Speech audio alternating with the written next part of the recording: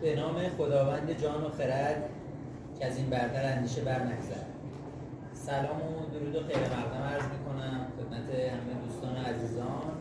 خیلی خوشحالیم که امروز کنم 11 اردیبهشت ماه در 11 روز اردیبهشت ماه سال 1403 با یک گپ و گفت دیگه در خدمتتون هستیم. گپ و گفت ها دوره همیایی تخصصی هستند که هر گپ و این موضوع تخصصی داره، یک کارشناس مهمان داره. شما عزیزان میتونید با شرکت کردن این گپ و گفت ها ضمن اینکه به صحبت ها و مطالب کارشناس مهمان گوش کنید، سوالات، نظرات و تجربیاتتون رو بیان کنید و در این حال با سوالات، نظرات و تجربیات سایر دوستان و همکارانتون آشنا بشید. خدمت شما عرض کنم که خب طبق همین توضیحی که گفتم، طبق حمایت گپ و گفت، افرادی که تو گپ و گفت شرکت می‌کنن دو دستن، یا تو زمینه موضوع گپ و گفت مشکلی دارن که برای برطرف شدن مشکلشون شرکت می‌کنن، یا تو اون زمینه صاحب نظر و متخصصن و این باعث میشه که حضور تو چنین فضایی بتونه یه فضای شبکه‌سازی با ارزش براتون باشه که تو حوزه تخصصی مورد نیاز کسب و کارتون بتونید در حقیقت اطلاعاتتون رو افزایش بدید و ارتباطات با ارزشی به دست بیارید.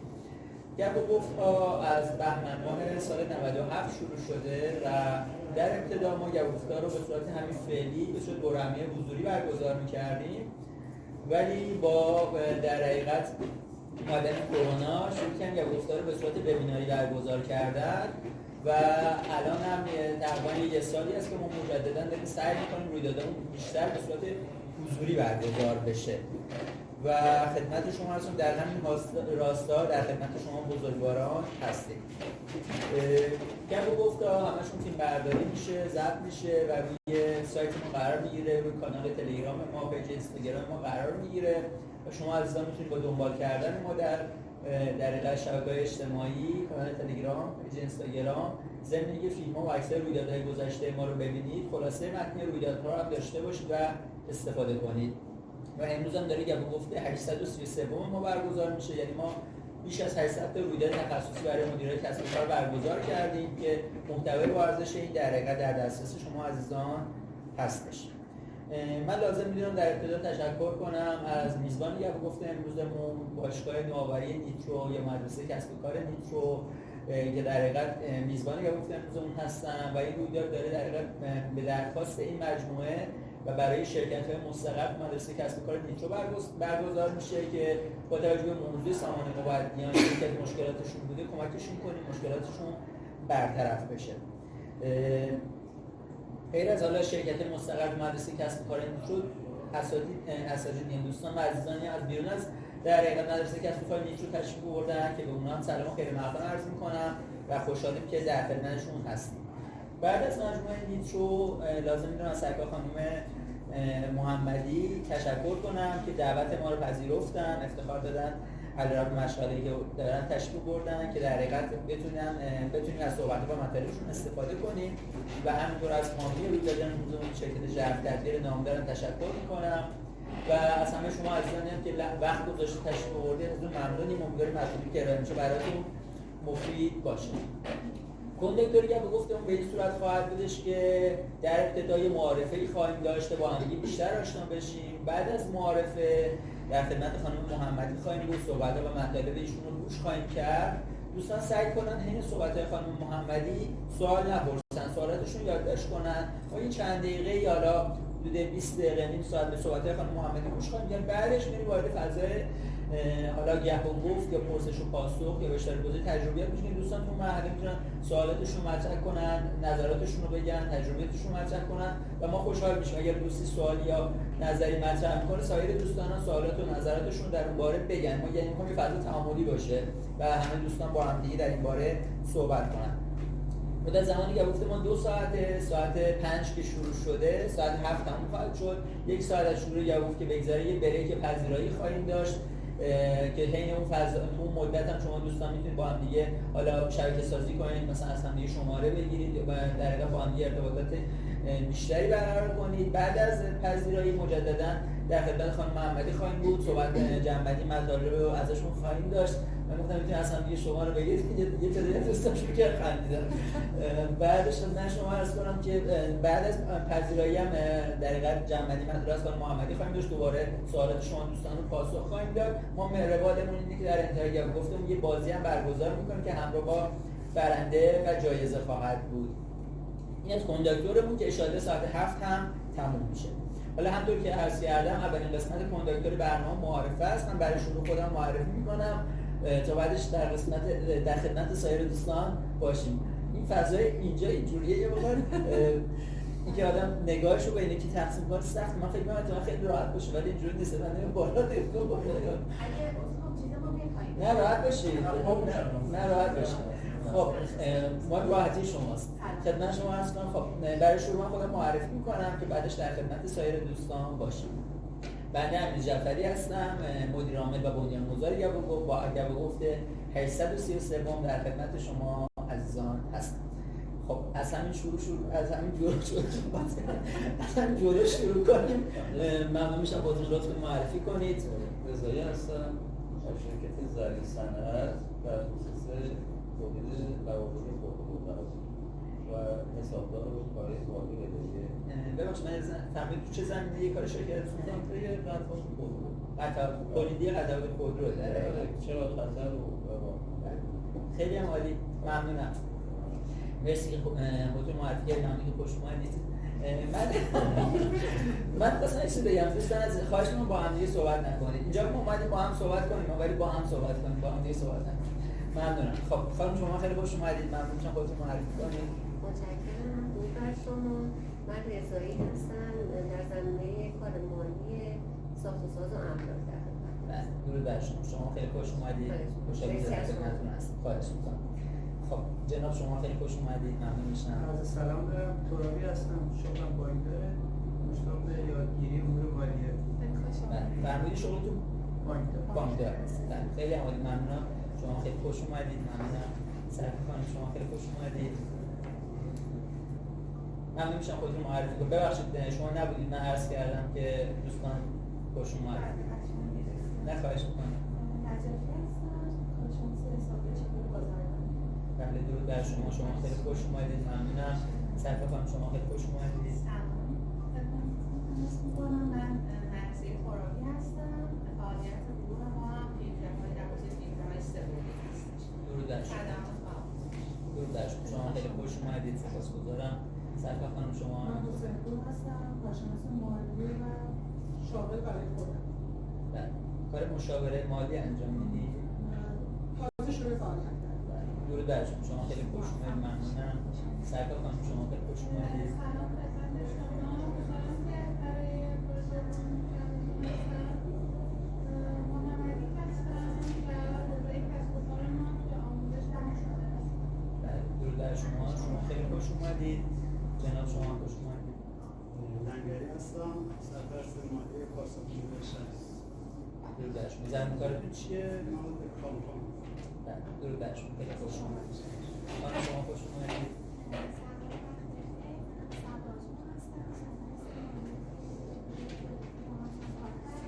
درود بر شما. شما خیلی خوش اومدید. ممنونم. خب خانم شما هم ممنون میشم خودتون معرفی کنید. من غزاله تاج‌الدین هستم و کارشناسم.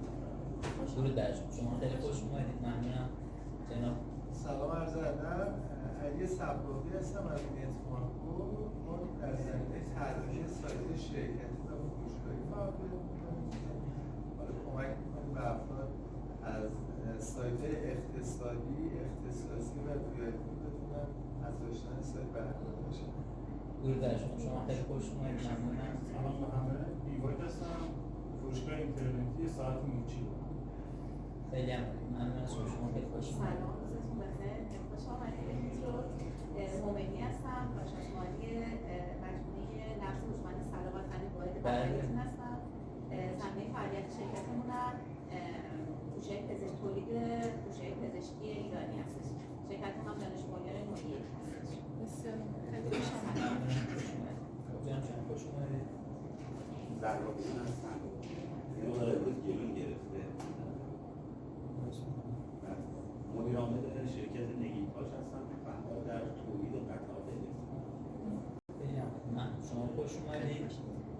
شما هم ممنون میشم خودتون معرفی کنید. در شما خیلی خوش اومدید. فکر می‌کنم شما خودتون معرفی کنید، درسته؟ من که دانشجو رشته مهندسی مواد و کسب و کار حوزه تردمیل. خیلی خوش اومدید. خب من فکر کنم همه از ما خوش معرفی شما هم هست. شما ممنون خودتون معرفی کنید. من زندگی هستم، مسئول دیزاین مارکتینگ بله، درود بر شما خیلی خوش اومدید. آقای خوبان شما هم لطفاً خودتون معرفی کنید. سلام عرض می‌کنم خدمت دوستان عزیز. خوبان هستم از مجموعه روابط عمومی گپ و گفت در خدمتتون هستم. درود بر شما خیلی خوش اومدید. خب خیلی خوشحالم که در خدمت دوستان عزیزان هستیم. نوبتی هم باشه نوبت خانم محمدیه. من مجددا ازتون تشکر میکنم که لطف کردید تشریف آوردید. خوشحالم که در خدمتتون هستید. ممنون میشم ضمن معرفی خودتون مطالبی که در نظر گرفتید رو بفرمایید. درود بر شما، سلام عرض می‌کنم. خیلی خوش آمدید. من پریسا محمدی هستم. اگه میشه در اساس صحبت کنم. پریسا محمدی هستم و محقق پژوهشگر در حوزه مالی، مالیاتی، اقتصادی و بهره‌وری. طی 25 سال تلاش کردم تا مدیران عامل و صاحبین کسب و کار و کارآفرین‌ها رو در تصمیم‌گیری‌های مالی و مالیاتیشون و اقتصادیشون کمک کردم. اینو جزء رسالت‌های خودم هستم و خیلی خوشحال هستم. سلام و خیلی خوشحال هستم که امروز در کنار شما دوستان عزیزم هستم و بی‌صبرانه و مشتاقانه منتظر هستم اگر سوالی دارید بفرمایید، اگر که نه من چندین تا مطلب آماده کردم که تقدیم شما کنم به عنوان هدیه. خیلی عالی، ممنون ازتون. حالا تا خانم محمدی مطلبشون بفرمایند. دوستان حین صحبت‌های خانم محمدی اگر سوالی نکته‌ای هست لطفاً حالا یادداشت کنن، حالا یا تو گوشیشون مونده تو خودشون، حالا بعد از این صحبتشون یه جمع‌بندی اولیه داشته بعدش راجعشون صحبت کنن. بفرمایید. اولین صحبتی که امروز دارم در مورد تمدید در واقع مهلت ارسال اظهارنامه ارزش افزوده سال 1402 فصل زمستان که مجددا در تاریخ 9/2/1403 تمدید شد.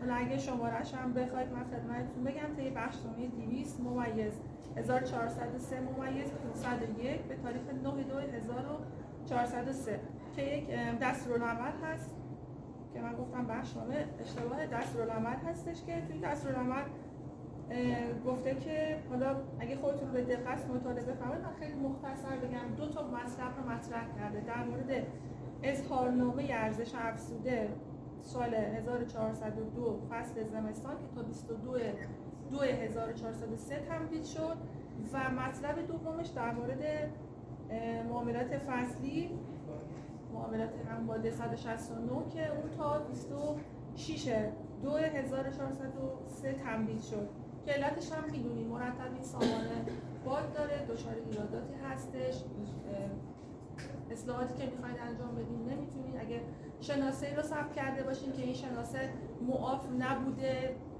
شما جزء مثلا معاف آوردین یا بالعکس معاف بوده جزء مشمولین آوردین، اینا رو به خاطر اینکه این اتفاقات توی سامانه هست و باگایی که وجود داره اینا باید اصلاح بشه توسط خود سازمان، لذا به خاطر همین اومدن تمدید کردن. حالا شما توی این فاصله میتونید ترتیب اصلاح و یا حذفش رو بدید. البته خب بازم میگم به سختیه، من همچین چیزی هم تا الان ما نتونستیم انجام بدیم ولی حالا شاید تا چند روز آینده این باگ سیستمشون رفع بشه. مطلب اولی که من معمولا تا میرسم آخرین بخشنامه رو باز میکنم و در واقع میگم که معمولا ما همه خوشحال میشیم از تمدید ولی من توصیه میکنم که همون تو اون تایمی که دارید انجام بدید. مثلا بعدی که خدمتتون آماده کردم در مورد شناسه کالا بود. خیلی دقت کنید برای شناسه‌های کالایی که انتخاب میکنید و توی کارپوشتون در واقع وارد میکنید. شناسه کالا رو که همونطور می‌بینید 2 گروه شناسه داریم، هم شناسه کالای عمومی داریم هم شناسه کالای اختصاصی داریم. شناسه کالای عمومی رو که با شما همون فایل اکسلی که توی سامانه تکس وجود داره وارد میشید و دانلودش میکنید، ولی شناسایی کار اختصاصی مخصوص خود شرکتتون هست و حالا اون شرایط خاص تولید کالا داره. حالا اگه مثلا دانش بنیان باشه یا حالا تولیدی باشه، فعالیت معاف باشه یا درصد کمتری داشته باشه، 10% نباشه، 1% باشه، یا حالا کالاهایی باشه که در واقع فاقد ارزش افزوده کامل باشه، شما میتونید تو سامانه تجارت و زیر سامانه شناسه کالا بگیرید. اسم سایتش هم، آدرس سایتش هم www.ntsw.ir هستش. اینجا میتونید وارد شید، شناسه اختصاصی مربوط به کسب و کار خودتون رو بگیرید، مخصوصا اگر که دانش بنیان باشه. سلام، خیلی خوش آمدید. درود بر شما، خیلی خوش آمدید. خوش آمدید.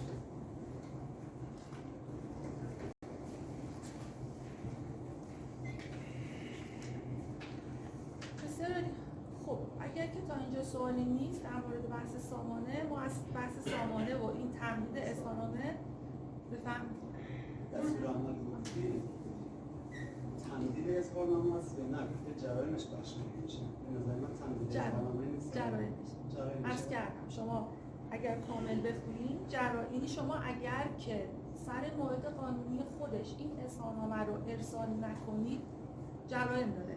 اینا میگه شما اگر بیای از اون موعد قانونی خودش ما به شما مهلت اضافه کردیم، تا این مهلت میتونید ارسال کنید، تا اگه تا این مهلت ارسال کنید اون جرایم رو بخشودگی بهتون میدن، یعنی جرایم لحاظ میشه ولی بخشودگی بهش میدن. حالا در تو بخونید مطالعه کنید میگفت برداشتن میگه اظهارنامه نگفته میشه که جرایمش قابل بخشودگی. عرض کردم اظهارنامه تمدید نمیشه. اظهارنامه طی قانون یه بار یک تاریخی رو براش گذاشتن، مهلت ارسال اون چند مهلت ارسال، شما اگه از اون مهلت بگذری جریمه میشی ولی جرایمش قابل بخشیدگی. دقیقاً همون فرمایشش شما ما همین اظهارنامه رو اصلاح نکردین نسبت به سامان معدیان 22 بله فرصت اصلاح جریمه رو بخشودگی هم داره. خود سیستم به طور اتومات جریمه‌اش رو بخشودگی میزنه، دیگه نیاز نیستش که شما مراجعه کنید و بخشودگی رو درخواست بکنید، چون امکان ارسال همین بله امکان اصلاح و ارسال و بله اون رو تمدید کرده.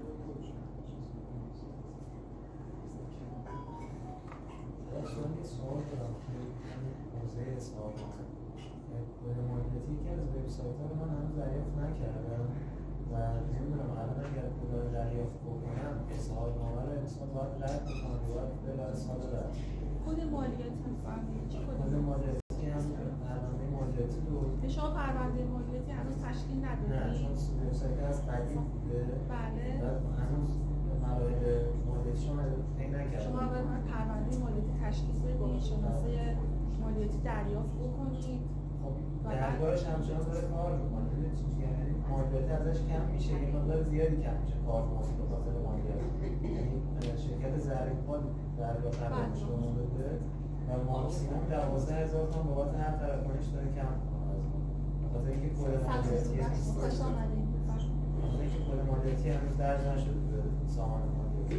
اگه اون کد مالیاتی درج بشه، من همین امروز برم کارش انجام بدم، اظهارنامه انسان باید رد بکنم سال بعد نه شما باید اظهارنامه مالیاتی سالانه هست، دورش سالانه است. شما باید بتونید که سال 12402 اگه شرکت حقوقی باشید، شخص حقیقی باشید تا آخر خرداد فرصت دارید. خیلی به صورت فورس این کار انجام بدید. بعد اون واریزی قبلی هم حساب میشه جزء 100% بله اون واریزی رصد میشه، حتما این کار انجام بدید، مخصوصا که زرین‌پال هست. حالا خانم محمدی اگر شما یه جنبندی مطلب داشته باشید سواله باشه بعد از شما موضوعی که گفتم اونم بیشتر سامان مبدیانه دیگه، اون حالا مطلبی که در نظرتون بفرمایید کامل که به قول سوالات دوستان شاید تمومی نداشته باشه، ولی شما این جنبندی مطلبتون داشته باشید در ابتدا. ممنون.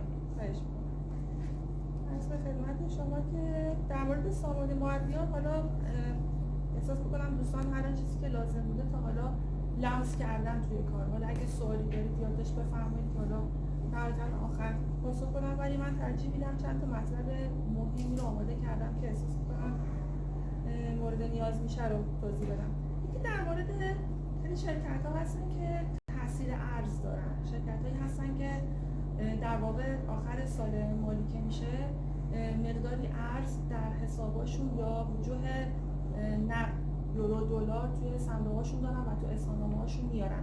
خواستم یه بخشنامه خیلی مهم درباره این بهتون بگم که من ترجیح میدم 5-6 خطه، اینو خیلی با حوصله گوش بدین، خیلی بهتره بعدش صحبت کنیم. موضوع تاثیر ارز پیرو آرای شماره‌های فلان و فلان که من حتما این بخشنامه رو خدمتتون خواهم داد. هیئت عمومی شورای عالی مالیاتی که طی شماره‌های چند تا شماره ابلاغ شده است لزوما متذکر می‌شود با توجه به تبصره 2 ماده 1 آیین‌نامه نحوه تنظیم و تحویل و نگهداری دفاتر قانونی و بند 24 ماده 148 قانون مالیات‌های مستقیم مصوب اسفند ماه سال 66 و اصلاحیه بعدی آن آرای مذکور ناظر به مواردی است که مؤدی خود بر اساس اصول متداول حسابداری، حتما این نکته یادتون باشه، و با شرط اتخاذ روش یکنواخت طی سال‌های مختلف مبادرت به تاثیر ارز نباید.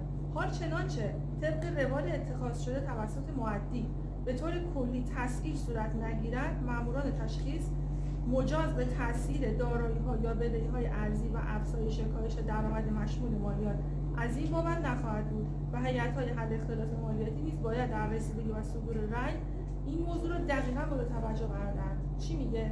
میگه اگر که شما هیچ سالی نیومدید تاثیر ارز توی ترازنامه‌تون لحاظ نکردید، هیچ سالی ارز رو تبدیل کردید ولی تاثیر نکردید، هیچ سالی این جزء رویه هاتون نبوده، رویه های حسابداریتون نبوده، اون سالی که ممیز میاد برگ تشخیص براتون صادر میکنه و تاثیر ارز براتون در نظر میگیره و مالیات سود یا حالا زیان که مالیات نداره ولی سود تاثیر ارز رو براتون در نظر میگیره، اجازه این کارو ندارن. این بخشنامه به صراحت اعلام کرده اگر شرکتی دارید که تاثیر ارز براتون برای تشخیص صادر کرده، طبق این بخشنامه میتونید به راحتی تو مرحله تشخیص برید دفاع کنید، اصلا کار به هیئت حل اختلاف هم نخواهد کشید. این خیلی بخش مهمی. حالا من بخشنامه‌شو شماره بخشنامه رو میگم 35 354 مورخ 38 1175. اینو شما میتونید دانلود کنید و داشته باشید توی کاراتون و امیدوارم که همچین اتفاقی نیفته. مسئله بعدی که میخوام مطرح کنم در مورد اینکه خب خیلی سوال میکنن ما شرکت حقوقی ثبت کنیم یا با همین شخص حقیقی پیش بریم، یعنی کارمون رو با همین حقیقی ادامه. خیلی المان ها وجود داره تا به یک تصمیم گیری ما بتونیم برسیم. برای که ما بخوایم تصمیم بگیریم باید کلی ابزار باشه که ما بتونیم کلی در واقع تحقیقات کرده باشیم، آمارها باشه که ما بتونیم یه تصمیم رو اتخاذ کنیم. این صحبتایی که من میگم شاید جز اون ابزارها باشه. این نیستش که قطعاً این حرف من باعث باشه که شما مثلا برید از شخص حقیقی سویچ کنید به شخص حقوقی بودن. این جز اون ابزارها میتونه باشه. من دو تا از مزیت‌های این که یک شرکت حقوقی میتونه داشته باشه چی هست رو بهتون میگم. دو تا مزیت خیلی مبرز در واقع. یکی این که خب اگه که شما مؤدی حقوقی باشین، اگه آخر سال شما یه سودی رو دارید، به جای اینکه بیایم سود سالانه‌مون رو کمتر نشون بدیم یا بخوایم حالا اسمش رو نمیگم فرار مالیاتی، بخوایم که حالا مالیات کمتری رو بدیم، به جای این بیایم خیلی صادقانه، خیلی شفاف دفاترمون رو تنظیم بکنیم و سود سالانه رو لحاظ کنیم. وقتی که سود به دست اومد، سود قبل از کسر مالیات، شما به عنوان شرکت حقوقی حق دارید از اون سود برید باش دارایی ثابت خریداری بکنید. یعنی مثلا برید باهاش زمینی بخرید، ماشینالاتی بخرید، دستگاهی بخرید، ماشینی بخرید، ساختمونی بخرید، اضافه بکنید. اما به نام شرکت باشه، یعنی دقیقاً به نام شرکت ثبت شده باشه. این کار رو انجام بدین، سود قبل از کسر مالیاتتون خب طبعا کم میشه. مثلا من 10 میلیارد تومان سود میخوام، سود کردم واقعا از این 10 میلیارد تومان من میرم مثلا 9 میلیارد تومان نشون میدم یه ساختمون رو تهیه میخرم به نام شرکت، 1 میلیارد تومان میمونه سود که بشه ازش مالیات رو 25% مالیات کسب. یعنی این کارو میتونید بکنید. حالا خیلی شرکتایی که متوجه شدن سال گذشته میومدن میگفتن که خب پس ما هر سال میتونیم دارایی میخریم، سال بعدم میفروشیم، یا و دوباره بخشنامه روش اومد گفتن که نه، شما تا 5 سال اجازه نداری اون دارایی که خریداری کردی به نام شرکت رو بفروشی و باید برای شرکت ایجاد ارزش بکنه و نمیتونی بفروشیش در واقع. این یکی از مزیت‌های کارو. برای اینکه می‌خواید تصمیم بگیرید که از شخص حقیقی به شخص حقوقی سویچ بکنید، این یک ابزار بود که من بهتون دادم. حالا در مورد اینکه مثلا شما میتونید وام‌های مختلفی دریافت بکنید، همین وامی که ابزار دوم رو دارم خدمتتون میگم، وامی که میتونید دریافت بکنید رو اگه بیاین خرج مصارف شرکت بکنید که 100% این وام اصلا بهش مالیاتی نمیخوره و اصلا جزء درآمد شرکت نیست، چه بسا که هزینه بهره اون وام هم جزء هزینه‌های قابل قبول ماده 147 ماده 148 محسوب میشه. ضمن اینکه حالا بعضی اوقات میشه که شرکا جاری شرکا یعنی این وامی رو که دریافت کردن به نام شرکت بوده دریافت کردن رو برای مصرف شخصی خودشون برمیدارن، یعنی مصرفی میکنن جزء در واقع برنامه‌های شرکت، برنامه‌های آتی شرکت نبوده، یه مصرف شخصی باش انجام میدن. آیا این قابل قبوله؟ اینجا به یک شرط ما میتونیم این رو بپذیریم، میتونیم به اداره به سازمان به امور به دارایی میتونیم این رو ثابت بکنیم. یه شرطش این هستش که جاری شرکا توی ترازنامه‌مون از قبل بستانکار باشه.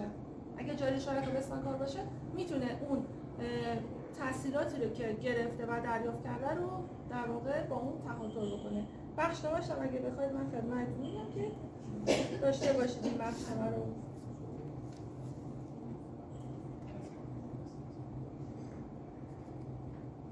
دستورالعمل شماره 3454 به تاریخ 18/3/1388.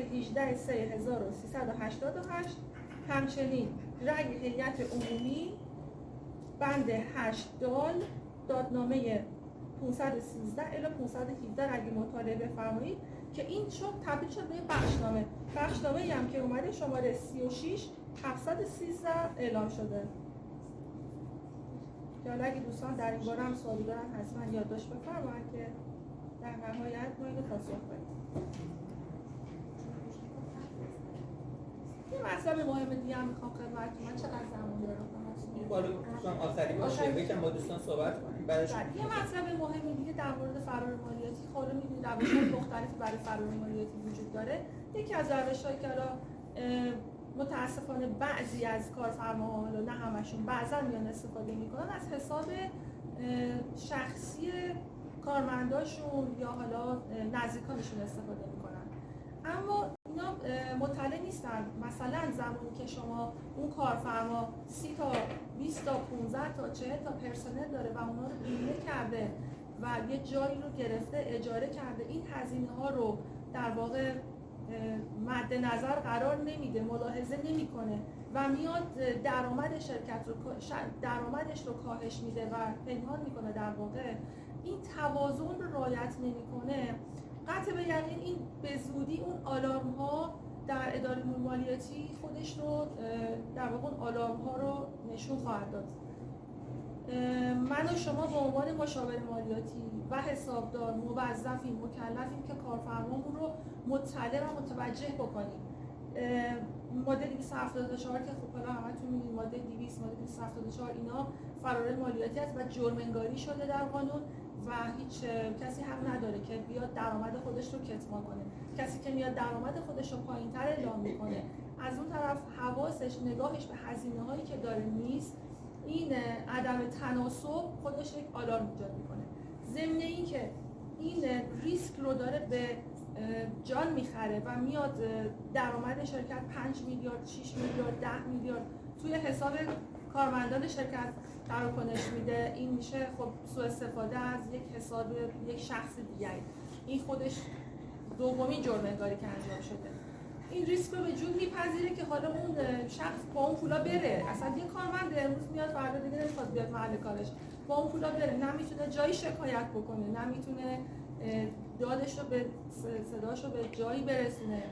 من توصیه‌ام اکیداً این هستش که این کارو نکنم و بیان اون توازن رو رعایت بکنم، به جای اینکه حالا بحث فرار مالیاتی باشه و درآمدشون رو کسمان کنن، از روش‌هایی که وجود داره استفاده کنن. شما به عنوان من و شما به عنوان مشاور مالیاتی موظفیم، مکلفیم، رسالت داریم که کارفرماهامون رو آگاه بکنیم. یعنی هر چیزی که میگن رو نپذیریم که این جوری برو سند بزن، اینو پنهان کن، اینو کسی متوجه نشه.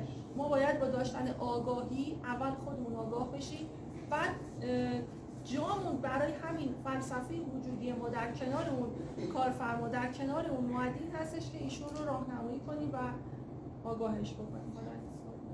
خیلی ممنونم، مرسی. حالا خیلی از مطالب هست که راجع به صحبت کنیم، تعداد دوستانم زیاده، من فکر کنم یکم سرعت بدیم به داستان. من خدمت دوستانی که به جمعمون اضافه شدن سلام خیر مقدم میگم. من این نکته رو بگم که حالا قبل از این دوستان بیان ما یه معارفه داشتیم، با بیشتر دوستان آشنا شدیم. میخوام تعداد دوستان که به جمعمون اضافه شدن خیلی کوتاهشون صحبت کنم، باشون آشنا بشیم، بعدش دقیقاً سوالاتمون رو بشنویم. من اول از همه مجددا تشکر میکنم از مدرسه کسب و کار میترو و آقای امانی که مدیر اجرایی مدرسه کسب و کار میترو هستن. اگر سنشون رو اشتباه نگم ممنون میشم حالا آقای امانی شما هم خودتون معرفی کنید که راجع به مدرسه کسب و کار میترو حالا بر دوستانی که از بیرون اومدن یه معرفی داشته باشید. خدمت شما عرض شود که ما مدتی بود که قبل از کرونا همکاری داشتیم با مجموعه خوب گپ و گفت و بعد از کرونا به صورت آنلاین ما در خدمت مجموعه بودیم. بسیار مجموعه محترم و پرکاری هستن. این اولین جلسه ای هست که بعد از اون دوران مجدد با خدمت شما رسیدیم و تونستیم با صحبت کنیم. انشاءالله که از این بعد هم بتونیم در خدمتتون باشیم و مجموعه میتونیم. امیدوارم که مطلبی که ارائه میشه برای دوستان موجود باشه که بتونید در حقیقت سلامت باشید. خیلی ممنون از راجع به مدرسه کسب و کار میترو می‌خواید توضیح بدید برای دوستان؟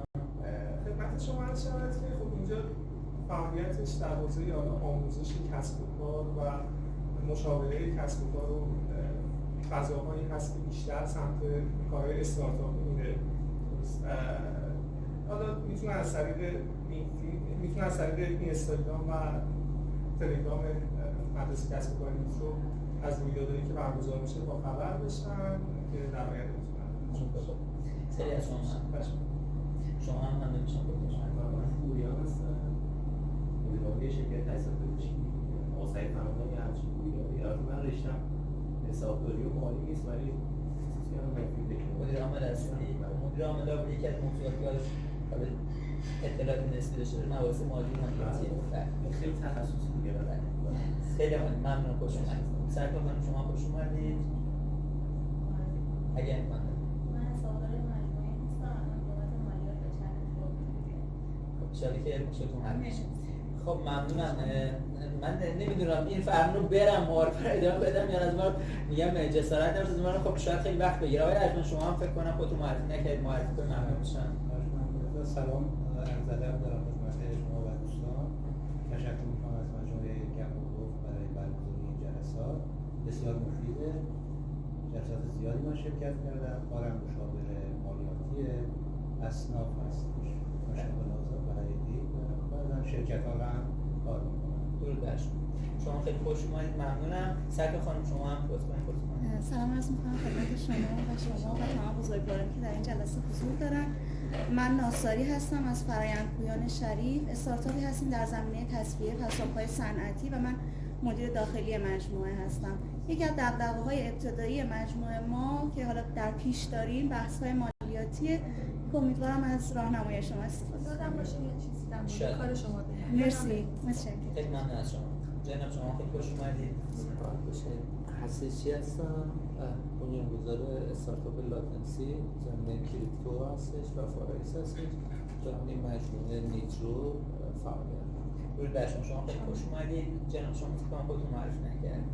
قاسمی هستم، سرپرست حسابداری هستم. این مجموعه ملیسی فعالیت میکنم. زمینه کارشون بازرگانی و تولیدی هست. درود بر شما. خیلی خوش اومدید. دوستان شما همینطور. مدیر داخلی و مالیه‌داری شرکت الکتری با آقای کاظمی تو زمینه تولید و مسائل ساختمانی و خیلی هم خوش اومدید. خب سرکار خانم شما معرفی کردید، شما فکر معرفی کردید درسته؟ ردیف بالایی آقا شجاعی هستم. من شرکت روابط گفت کار کنم. شرکت فعالیتش زمینه مخابرات با همکاران کار می‌کنیم. پروژه‌ای هست اونجا مشغول هستم. خیلی هم ممنون. خب شما چطور؟ سلام عرض می‌کنم. زرگر هستم، در حوزه استارتاپ زندگی ماشین و فروش فعالیت. خیلی هم خوش اومدید. خب شما فکر کنید خودتون معرفی کردید، شما می‌فرمایید. کاوه هستم، مهندس آیتی، برنامه‌نویسم. زیر نظر مهندس هستی‌چی هم دارم درس یاد میگیرم، هم کد می‌زنم. دورش خیلی خوش اومدید. جناب شما من رو سلام دارم، شکری هستم، حسابدارم. پزشک خانم دکتر رو دنبال می‌کنم، اومدم امروز استفاده کنم. بزرگوار شما خیلی خوش اومدید. خب فکر کنم همه عزیزان خودشون معرفی کردن، درسته؟ خب عزیزی خب شما خودتون معرفی نکردید؟ من از سوالی داشتم. بفرمایید سوالی. فقط بلند بفرمایید ممنون میشم. زنده باشید. دستتون درد نکنه بابت مطالبی که بیان شدش. حالا سوال اولم راجع به اون بخشنامه 454 بود اگر اشتباه نکنم که شرکت میتونه از سودهاش حالا دارایی‌های ثابت رو بخره. اداره مالیات بعداً زیر ذره‌بین قرار میده این کاربری حالا ملک و دارایی که خریداری شده. مثلا به عنوان مثال مدیر عامل شرکت سهامدار هستش بیاد ملک شخصی که برای خودش میخواد بخره رو از اون بخره به اسم شرکت. اینا رو خیلی نه تنها زیر نظر داره بلکه کارشناس رسمی دادگستری میفرسته که اون دارایی که خریداری شده آیا اون ارزشی که شما اعلام کردید، مثلا میفرمایید 9 میلیارد تومان من یک زمینه رو خریدم، از 10 میلیارد تومان سودم 9 میلیارد تومان شو رفتم یک زمینی خریدم. نه تنها بررسی میکنه کاربری اونو بلکه ارزش گذاری اون دارایی رو انجام میده که آیا واقعا اون 9 میلیارد تومان ارزش داره یا نداره. و شما تا 5 سال هم نمیتونید اون رو بفروشید. منظور از اینکه کاربری شخصی بخواد انجام بشه و به نفع شرکت نباشه چطور که جزء منفعت شرکت نباشه اداره مالیات نمیپذیرید. شما چرا باید این کار کنی؟ شما از کسب و کارت وقتی که داری سود عایدت میشه اضافه کن به کسب و کارت و کسب و کارت رو رشد بده. این سود مضاعف ایجاد بکنه. من موضوع سوال نیست. دارایی ثابت میگه که خریداری میشه مگه استهلاکش جزء هزینه حساب نمیشه؟ استهلاک دارایی ثابت سال بعد میاد توی صورت سود و زیانت. صحبت ما آخر امساله. آخر امسال سال 402 رو شما فرض بفرمایید 10 میلیارد تومان سود از شرکت حاصل شده. حالا باید 25% اون رو طبق قوانین جمهوری اسلامی ایران ببری تقدیم کنی به اداره مالیات. درسته؟ این 25% از 10 میلیارد تومان. حالا شما هم میتونید این کار انجام بدی، هم میتونید از این 10 میلیارد تومان قبل از اینکه بری 25% کسب کنی بری دستگاه. یعنی تو سال 403 402 یعنی باید تو 402 اتفاق افتاده باشه. دقیقاً تو سال 402 آخر سال حالا بهمن دی هر چی دی بهمن اساس 20 ماه آخر میای یه دارایی ثابت به شرکت اضافه میکنی، به نام شرکت ثبتش میکنی، اسناد خریدش رو کامل داری، اسناد حالا دفتر خونه ثبت، حالا هر چیزی که داره شناسنامه اون کارو اگه وارد کردی برگ ثبت ملکی اگه دستگاهی رو وارد اینا کردی تمام اینا رو داری توی صورت توی ترازنامه‌تون هم به عنوان دارایی ثابت میاریش. از سال بعد حالا از روش‌های مختلف استهلاکی ثبت یعنی سال اول هزینه حساب میشه. سال اول از دارایی ثابت میره تو ترازنامه، از سال دوم هزینه‌اش میره تو صورت سود و زیان. من سوالم همینه دیگه. فرض کنید الان 1 میلیارد تومان یا مثلا 10 میلیارد تومان سود شناسایی شده با خرید دارایی ثابت اون سال مالیاتش کم نمیشه. شما بعد از اینکه 10 میلیارد تومان سودت رو لحاظ کردی حالا برو دارایی تو بخر. میگه این خرید دارایی روی کاهش سود تأثیری نداره. کاهش سود اون تأثیری نداره. سال 402 ما سال 402 سود شناسایی کردیم 10 میلیارد تومان دارایی ثابت خریدیم. وقتی که می‌خوایم بریم 25% 10 میلیارد تومان نرو تو سال بعد تو هم شده 29/12 برو یه دارایی ثابت بخر به نام شرکت که از سود سال پیش دوره مالی اون خرید دارایی یعنی اون خرید دارایی دارایی ثابت حساب میشه. فقط استهلاکش تو سال بعدش میاد. نه خود دارایی از سودت شما وقتی سود کردی میخواد چیکار کنی؟ سود رو شرکت سهامی که میخواد بری از اون سودت برداری دارایی ثابت بخری. ولی تو همون دوره سال مالی باید اتفاق رخ بده. یعنی شما میگید از این هزینه حساب میشه اون سال. دارایی ثابت دارایی ثابت سرمایه حساب میشه. از دارایی این ور ترازنامه یه دارایی ثابت. یعنی شما میفرمایید اگر من 10 میلیارد تومانش رو یه دارایی ثابت بگیرم صفر بعد مالیات بدم. دیگه مالیات نداری. چیزی نمونده برات که بگی مالیاتش رو بدی. خب پس اینجا حالا یه سوال دوم به وجود میاد. اگر این تمام شد ما تو خانه سالیانی سود و شناسایی کردین فرقش بین دارایی و خرید تو سال مالی. بله. اصلا ببین این نیستش که شما خب سود آخر سال داری حساب می‌کنید دیگه. شما در حین سال دیگه متوجه هستی که خب برای یه مبلغ پولی تو حساب شرکت هست بزرگ متورمه، من میتونم با این الان برم یه خریدی برای دارایی ثابتی انجام بدم. تو دوره مالی اتفاق افتاده، کم شده. تو کش فلو، تو کش بله تو کش فلو تو همون صورت وجوه نقد و جریان وجوه نقد تو خروج بچه نقد خرید دارایی ثابت حتما اون مشابه بایشی میگین یا کش فلو رو بشه داوری کن یادش میاد. مثلا اگر همین خودرو باشه خودرو هم میشه مدت برای شرکت برای مصارف شرکت استفاده بشه. مثلا اگه میخواید کار پخش انجام بدید یه خودروی وانت یا نمیسان میخرید مثلا برای کارهای مثلا بین شهری ماموریتی اگه جایی میخواد برید خودرو مدت به نام شرکت استهلاکش هم سال بعد چون استهلاک سالانه است از لحظه که شما میخری استهلاک محسوب میشه حتی ماهانه 3 ماه خریدی اون 3 ماه استهلاکش حساب میشه. درسته. بعد این هم بخشنامه 26713 که فرمودید راجع به همین هست. اجازه بدید من بگم.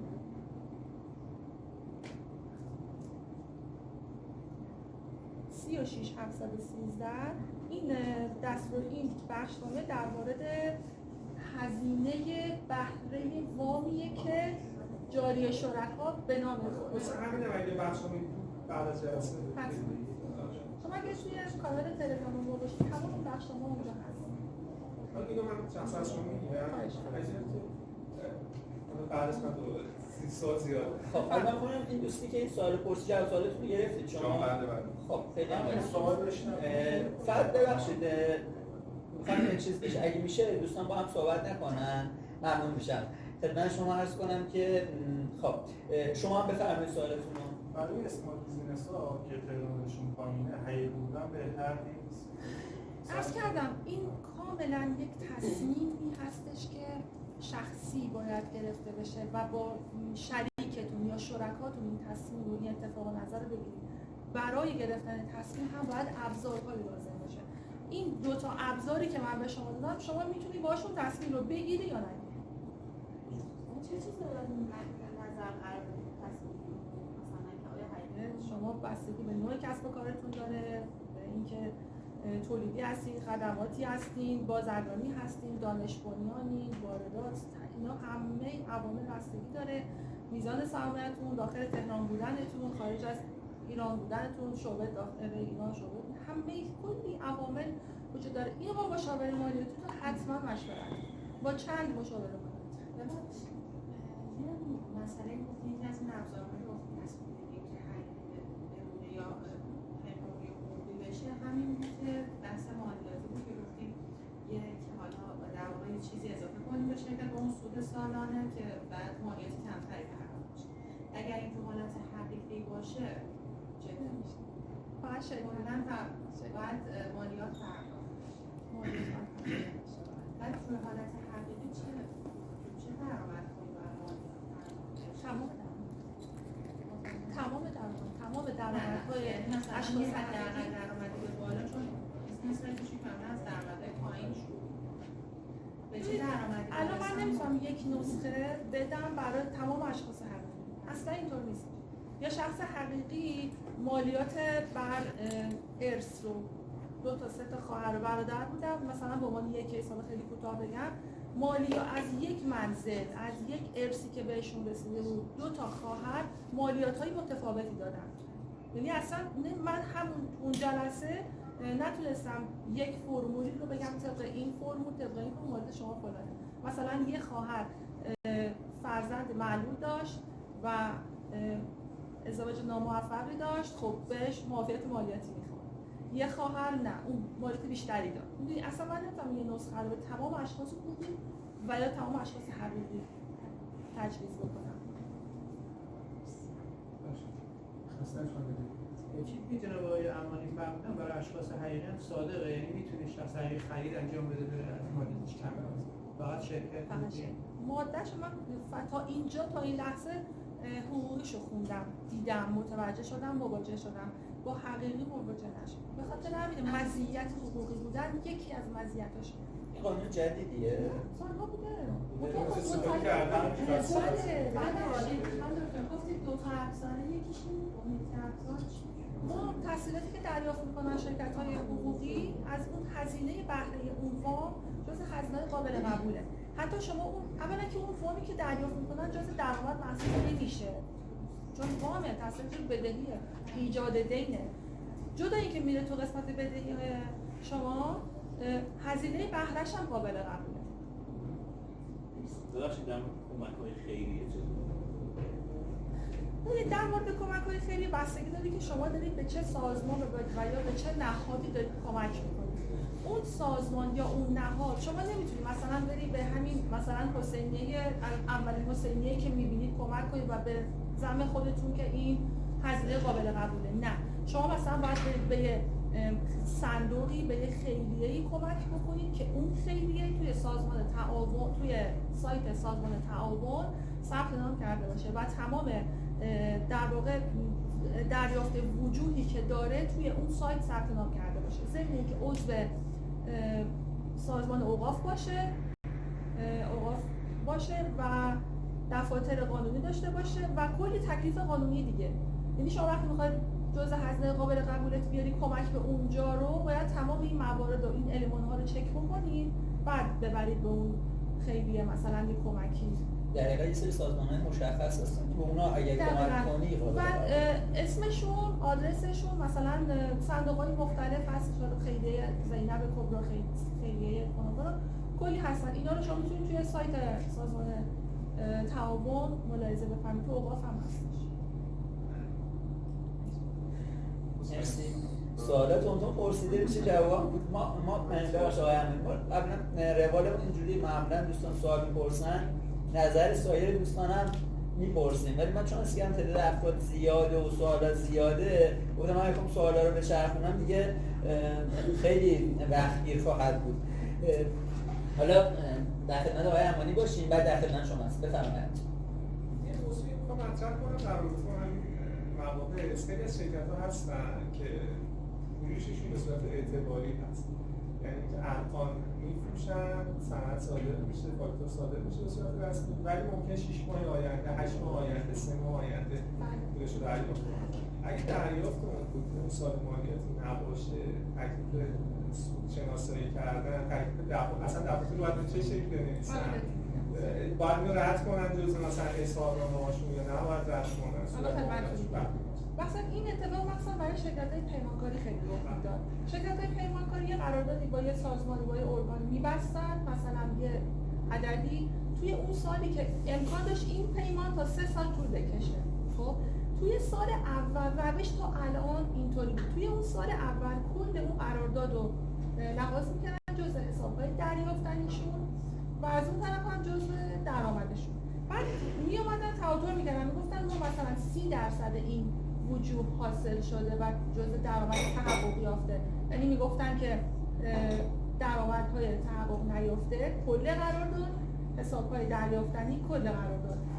توی اون فصل، توی اون سال هر چند تا صورت وضعیت که میدادن قرار مثلا 30%، 20%، 15% میشد جزء درآمد تحقق یافته شناسایی میشد و بعد و به اون مالیات میخورد.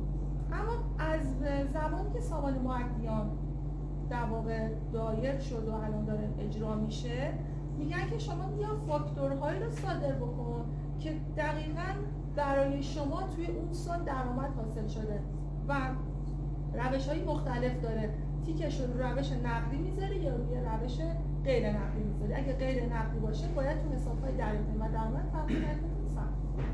روشش درآمدهای تحقق نیافته است. درآمدهای تحقق نیافته، درآمد تحقق یافته و درآمد تحقق نیافته. این کلیدواژه داشته باشید.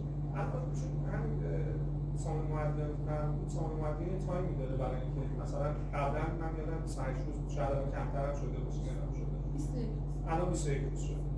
21 روز تایم داره، ولی خب شما میفهمید که چیزایی که وارد می‌کنید جزء مواردی باشه که توی اون سال می‌خواید دریافت کنید. در صورتی که بعد از 21 روز دیگه ما تو اون تاریخ نمیتونیم فاکتور بزنیم. ما تاریخ فاکتورمون مثلا فرض کنید که 9 بوده، دریافتمون این برای سال میفته، سال آیندهش میفته، ولی باید حتما فاکتورمون ثبت کنیم. خب روش فروش غیر نقدی باید بذاریم. بعد مشخص کنید چقدرش نقده چقدرش غیر نقده. از ضریب تورم میشه ازش کسر کرد تو سابقات. شما جلسه پیش تشریف نداشتید در مورد ضریب تورم من صحبت کردم و اگه فیلمشو فایلشو بدید کامل حتی بخشنامه‌اش اگه میشه توضیح کوتاهی بدید. بله توی قانون بودجه سال 1403 بند داد فکر می‌کنم باشه اونجا 40% تورم سال رو لحاظ کرد. حتما اون فایل که رو سایتمون هست حالا. خب بفرمایید. بله بفرمایید خانم بفرمایید. این پرداخت‌های فاکتورها دو دوره فصل متفاوت باشه باید زمانی باشه که تصفیه میشه. ما الان مثلا فاکتورمون رو مثل روال قبل میزنیم ما نقدی و نسیه بدیم. میخوام بدونم که تو سازمان مالیات باید اون زمانی که فاکتور ایجاد میشه بزنیم یا نه باید وقتی فاکتور تصفیه شد تو هر دوره‌ای که توضیح دادم خدمت آقای رحمانی دقیقاً همین واسه شما هم میتونه شما روشتون نقدی هستش یا غیر نقدی اونجا یه تیکی داره تیکشو تایید میزنی مشخص میشه زمانی که همونجوری که فهمیدن اگر تاریخ تصفیه سال بعد باشه آره مشکل نداره حساب‌های دریافتن درآمد 21 روز رو می‌فرمایید. آره 21 روز داشته باشید. شما سال ماده در نظر بگیرید 21 روز رو ثبت کردی مثلا شما توی برج 9 فروختی 50%ش نقده 50%ش غیر نقدی درست؟ اگه باید اونجا مشخص کنید اونجا مشخص می‌کنی دوباره تو ترم بعدی امکان داره اون دیگه تصفیه شده رفته این روش تسلسل همینجوری ادامه داره دیگه یه جایی این کارت میشه که بهش میگن پایان سال مالی اونجا شما بیا تمام این نقدی‌ها رو حساب کن تمام این دریافتنی‌ها رو حساب کن تو ترازنامه‌تون اگر این کار نکنه و تمام وجه رو نقدی بزنید چی میشه؟ درآمد برات محسوب میشه و اون موقع مغایرت می‌خوری و اصلا مغایرت می‌خوری وقتی تو همه رو نقدی بزنی باید نقدی هم تو حسابت وارد شده باشه اون موقع نداریم پس باید حساب دریافتنی تو ببری بالا حساب دریافتنی تو درگیر بکنی تو حساب دریافتنی هم باز با روش غیر نقدی اون طرف منطبق نیست خیلی باید دقت کنید تو این سامانه فکر کنم این آقا زودتر دست شما اگه نشون بفرمایید ارسال فاکتورهای فروش سامانه مردم من که فروشنده هستم فاکتور رو ارسال ولی حد مجاز ندارم همون حد رهنمون خب ولی من که دوره از من اعتبارشو میگیره قبول میکنه درسته ارزش افزوده از من میگیره ولی اون خریدار نمیتونه از اعتبارش استفاده کنه چرا چون من حد مجاز رو بعد 5 برابر فروش سال حالا این فاکتور فروشه اگه فروش تایید سیستمی شده باشه خریدار باید چیکار کنه خریدار ضرر میکنه در واقع یعنی 10% که باید از شما به عنوان اعتبار قبول کنه رو اداره دارایی نمیپذیره هیچ جایی نداره که چون باید دوباره اون ایشون باید اون تایید خریدش رو از حالت تایید خارج بکنه ابطال بزنه شما فاکتور ابطال بزنید دوباره شما اعتبار تهیه کنی فاکتور صادر کنی ایشون این مسیری که رفتی رو برمیگرده دقیقاً یعنی فاکتور تایید سیستمی شده میشه ابطالش کرد بله ابطال مطابق توی مهلتش باشه تو مهلتش الان مثلا برای زمستان الان شما مهلت دارید که من الان بزنم تالش میخوره اردیبهشت 1400 نمیره زمستون الان به تاریخ امروز اشکال نداره الان بخشنامه داریم اوکی به تاریخ امروز میخوره ولی اظهارنامه زمستون رو تغییر نمیکنه این فاکتور هم همه تایید شده اعتبارش هم از من حساب کرده اون طرف هم حساب باگ سیستم باید مراجعه کنی اداره داره باگ سیستم دقیقاً ما هم همچین مشکلی داریم دقیقاً طبق دستورالعمل اینا رو گفتن یعنی 71 تا دونه دستورالعمل اومده تا از سال 1400 تا به امروز توی این 71 دونه وقتی که دونه دونه مطالعه می‌کنی طبق دستورالعمل اینها رو گفته ولی وقتی میری توی اجرا می‌بینی که اصلا اتفاق نمی‌افته همین مشکله دقیقاً الان ما نتونستیم فاکتور مشکلی که کننده دارم تمدید بشه دقیقاً این مشکلی هم از تمدید کردن ولی وقتی من نمیتونم فاکتور خرید و فروش زمستون هم تغییر بدم عملا هیچ کار نمیشه این باگ سیستم به خاطر همین تمدید شده که شما هر روز رفرش کن هر روز ترای کن شاید بتونی بالاخره یک روزی از این روزا تا 22 امیدواریم که باگ سیستم رفت شه ببخشید اگه اجازه بدید آره میفته تو تایم بعدی الان یه ساعت ولی من یادآوری کنم. بفرمایید. ببخشید من اینماد رو ثبت نام کردم و به ازای ثبت نام یک کد رهگیری مالیاتی به من داده، چون حساب من شخصی هست، یعنی به عنوان شخص حقیقی میخوام چیز کنم، کسب و کارم رو ادامه بدم. اولا سوالم اینه که تا چند وقت فرصت دارم که پیگیری بکنم کار مالیاتی که شما رسانه بهش معرفی کنم؟ و سوال دوم اینه اگر یه حساب شخصی رو که مشخص کنم معرفی کنم، اگر یک سری پروژه هم تراکنشش توی یه حساب دیگه بیفته، ولی خب نمیدونم سقفی داره یا نداره، آیا اون هم ترک میشه یا نه؟ الان خدمتتون. شما به محض اینکه اولین درآمدت حاصل شد، موظفی که پرونده مالیاتی رو تشکیل بدی و تکالیف قانونی رو رعایت کنی. تاریخ داره، دوره داره، مثلا فاکتور تو سامان معدیان تا مثلا 2 هفته زمان داری و تمام اینو وجود داره. کنار شما اظهارنامه عملکرد بعد تا بین خرداد ماه ارسال بکنید. من شخص حقیقی ام، شرکت نیست. تا آخر خرداد ماه شما زمان داری که اظهارنامه عملکردت رو اعلام کنید. سوال دومتون چی بود؟ اینکه اگه مثلا من یه حسابی معرفی کردم، بله شما به عنوان معدی مالیاتی دیگه یک در واقع از شما یه سرنخ پیدا شده دیگه. یک سرنخی با کد ملی شما که شخص حقیقی باشه، یه سرنخی از شما به دست آوردن. از اون به تمام دارایی‌های شما، به تمام شماره حساب‌های شما دست پیدا می‌کنن. این دیگه با میل خودته که شما بیای حساب‌های دیگه هم توی اظهارنامه آتش بکنی و مالیاتش رو بدی و تمام، یا اگه بخوای کتمانش بکنی اونا دارن می‌بینن توی مانیتورشون، می‌بینن براتون اون رو هم درآمد لحاظ می‌کنن به اضافه 20% جریمه کتمان. بعد این صرف نداره که بگن مثلا اگه یه مبلغی وارد شد شاید مثلا حساب شخصی باشه که حالا به هر دلیلی شما صبر کن تا تفسیر ماده 100 امسال اعلام بشه، ببینید به اون سقف میخوره نمیخوره. بعید میدونم چون سامان معدیان کاری کردید که همه مالیات بدن. مثلا سال گذشته یه سقفی داشت تفسیر ماده 100 اشخاص حقیقی به شرط اینکه مالیات سال گذشتهش محاسبه شده باشه و برگ تشخیص و قطعی و پرداخت شده باشه 12% به اون اضافه میشد. اگر که شما توی این تفسیر 100 بتونید بروید بله، اگر نه که باید اظهارنامه عادی رد کنید.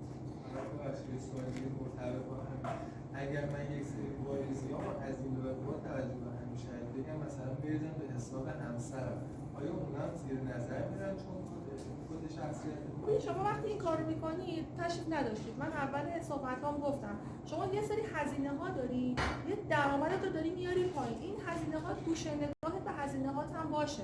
مثلا شما انت کارگر دارید، بیمه‌شون کردید، جایی رو اجاره کردید و بخواید هزینه هات اینجاست نمیتونی کتمانش کنی، درآمدت رو بخوای بیاری پایین خب ضرره و این باعث میشه که هم فرار مالیاتی و رصد میشید و جالب نخواهد. خب خیلی ممنون دوستان. یه ساعت از شروع یافتون گذشته. اگه اجازه بدید یه آنتراک کوتاه داشته باشیم، خانم محمدی استراحتی کنن. خیلی زود برمیگردیم که هم سوالایی که مونده رو برسیم، هم که من میخوام در حقیقت توضیحات و جمع‌بندی مطالب رو از خانم محمدی هم داشته باشیم. در خدمتتون هستیم. بس بریم که زود برگردیم. مرسی از شما. خسته نباشید خانم محمدی. مرسی.